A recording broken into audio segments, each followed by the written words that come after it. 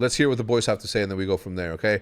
We're just getting tested. No, listen, on Friday when we lost, and you saw me get up, like almost rush up to go over there, I didn't rush up there being mad. Like I'm not. Am I disappointed in losses? No. Am I sad that we're losing? No. For me, in this late in the game, listen, you have to take into account, I've been here since 2009. Started competing in 2006.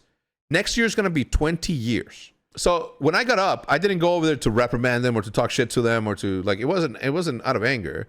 But I can see why Aches would want to lead the witness, as he often does, to make you want to join his club of haters. Okay? Now, no beef with Pat. Pat and I are cool.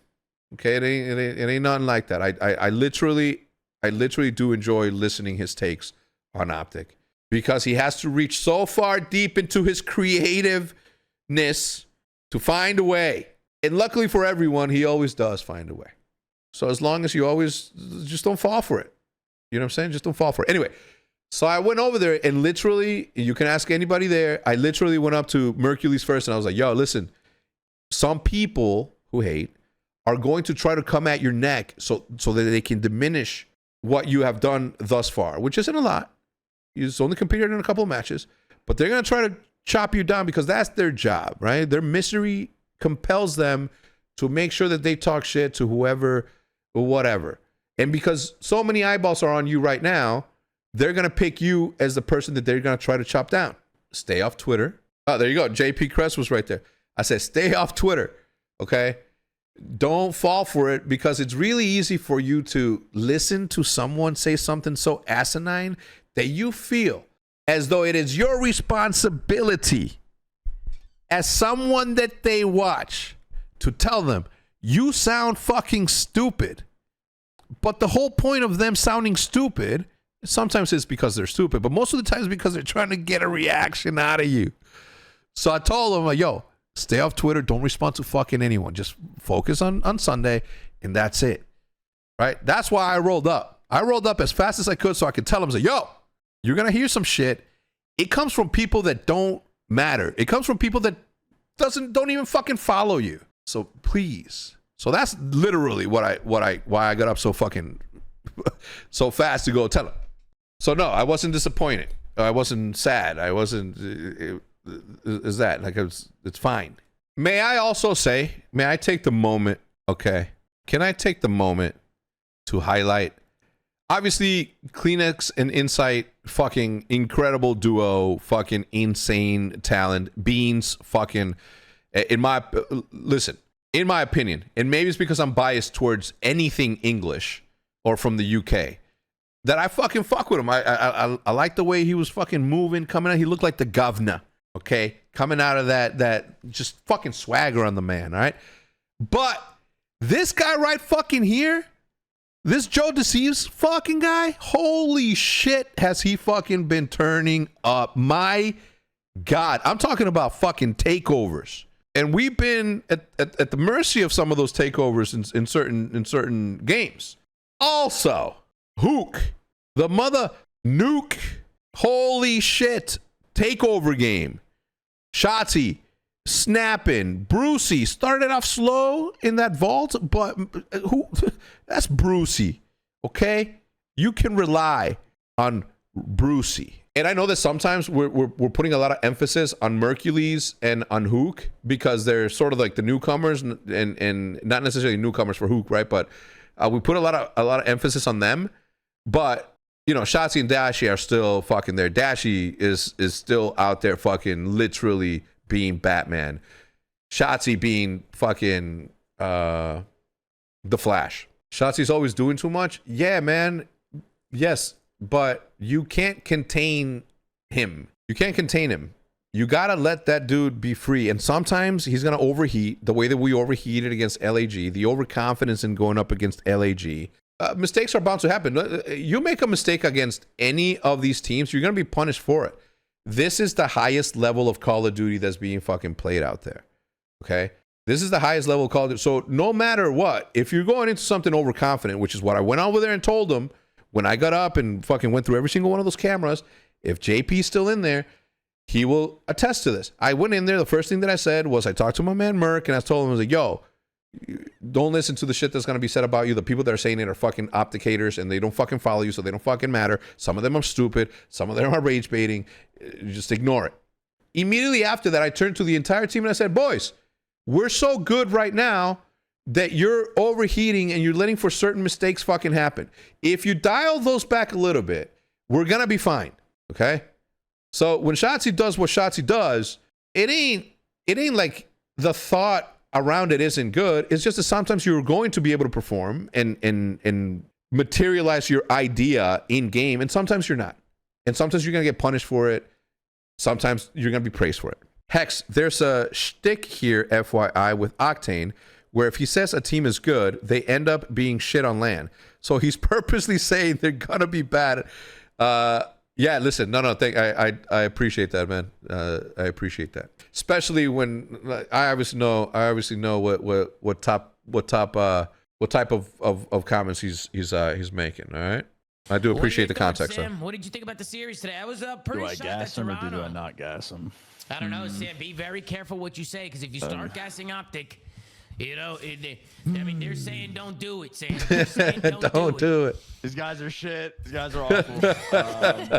Tyler. It's almost like they had a pack-a-punch option that I was screaming from the mountaintops that they should have made and dropped the friendship bullshit and kept a 20-year-old who was good as fuck. Yeah, I mean, that was my next question. And then that 20-year-old beats him. I mean, that's pretty obvious, though, Pat. It's you can't get credit for the most obvious thing to do. Obviously, everybody knew. Obviously. You know, like fair when I'm talking about OpTic. I wanna, you know, be honest. I'm gonna be nope. Here it comes. The creativity of this man is about to be displayed in full force. He sets you up by making you think that he's not about to say what he's about to say. In fact, he tells you with his powers of persuasion, look this way. Okay, you guys already seen this, so you guys already know. Just know that I haven't seen this. I already know. No bias here. This was a despicable loss out of Ultra. OpTic's horrible. Toronto should not be losing this. So I do want to, you know, make sure I'm keeping 100. Despicable loss out of the Ultra. And absolutely they should have picked up Merc. I'm still to this day, I think they're gonna regret that. Like, dude, Jamie is just like such a just X factor for them. Like, if he's having those bad series or bad KD series with the pace that he plays at, you can't afford to have a player playing like dropping those low numbers, because the thing about that is that could be said about any fucking player ever, right? Like if HecZ isn't fucking doing the right decisions for the business is going to suffer, and we can't afford to have a person in that position maybe making mistakes. So that, of course, the thing about Jamie is that he has that ceiling, and therefore you have to just fucking roll with the punches and let him get reacclimated to his old self or figure his own shit out before you know that. So yeah, nobody can afford, especially this late in the game, nobody can afford to do that. I think Haggy is saying at least a 0.95 within the is impactful, but a 0.95 when you're 16 and 17 is 36 and 36 with less damage just means you're a non-factor in comparison. True, but to solely focus on those kills or those numbers, whether he went 16 and 17 or 36 and 37, at what moment in the match did he get certain kills that tabulate to the number that you're talking about? Because impactful plays are impactful plays. S&D teams, that's taken the same way the non-impactful or non-impactful. You know, can bring that sort of pace, because when they do, they have this hop right here, though. This hop right here, the potential to beat kudos to the teams kid. Like Surge, teams like Toronto. And I understand Beans' position here, because he could have just been like Seth said, he could have just been on a head. I mean, the 7 seconds left, so maybe not that much, but he could have been in a heady right there. So I think in the Surge series that they played, I think Hook went crazy in that one as well. So been kind of discounting how our roster changes can reset our map. 100% for us, and I don't think that I just don't think that they're taking that into consideration, because at this point in time, like the amount of a season. How do I explain this? It's hard to make additional reasons or excuses as to why, you know, things have been going wrong for us. At some point or another, including myself, we're gonna be like, well, you know, we've changed a bunch and we've done this and that. Like now it's this. Like at what point do we just go away with the reasons, not excuses, with the reasons, and then sort of focus on it? So I get what he's saying there. That maybe Toronto fucked up there. What do you think? They should have kept Merc. Should have held on to him. Yeah, I mean, for sure. I feel like we all were saying that. I think all the words out of Listen, the thing about that also is that it's not as easy as making that replacement, right? It's the whether you want to or not, there's a level of loyalty that you have to develop amongst your team to be able to make tough decisions when you need to make tough decisions. The problem with that in some instances, like this one, is that Beans did nothing wrong besides have some I don't even know if it's passport issues or what. I don't fucking know. But for whatever reason, he wasn't able to make it.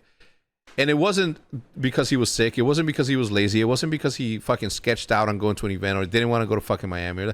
It just happened to be that, right? So to make a decision like, yeah, we're gonna fucking drop you on a dude that performed well once. Okay, so again, listen, this dude on the surface looks fucking incredible, Mercules. To man, Toronto ain't no team that's just like, you know, a coin flip. You can tell that they're gonna be on Sunday. They're gonna be there on Sunday. Is what I'm trying to say. Okay, so for them to just make a prediction like that, you need scissors. It's just a hard decision to make. You can't blame somebody for sticking loyal to somebody who had nothing to do with the reason as to why he couldn't travel. And also, this dude is not proven. He did good, awesome. We'll prove him out. Obviously, we're in the process of it. But to make a decision like that, like we were in a completely different scenario because we're trying to get back on track after having the worst track record. It feels to me they're only saying this because he's carried on his form into OpTic, where Toronto struggling had bad prior to the major. Yeah, that's a good point also.